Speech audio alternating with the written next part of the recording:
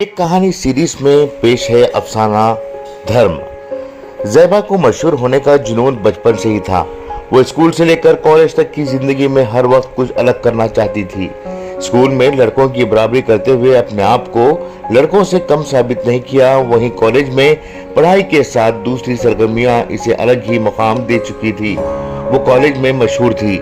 इसके इस रवैये पर इसके माँ बाप का सर ऊंचा था और ज़ैबा की राह को सही मानते थे।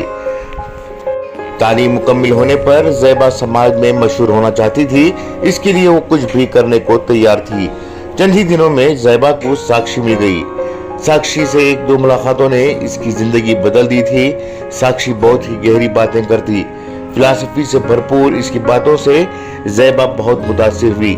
साक्षी अपने धर्म के मामले में पक्की थी। वो ज़ैबा को अपने धर्म की तालीमात देने लगी, मगर ज़ैबा के पास अपने धर्म की बातें कहने के लिए कुछ भी नहीं था, क्योंकि ज़ैबा ने कभी भी अपने धर्म को जानने की कोशिश नहीं की थी, ना ही इसे वो माहौल मिला था। कुछ ही दिन गुजरे थे। साक्षी ने ज़ैबा को अपने साथ आश्रम आने की दावत दी और कहा कि ये वो जगह है जहां तुम जैसी लड़कियों को मशहूर होने का बराबर मौका मिलता है। मशहूर होने की बात सुनकर ज़ैबा आश्रम चली गई। संतों के दरमियान कुछ दिन रहने के बाद जब वो वापस लौटी तो इसने एक वीडियो जारी किया।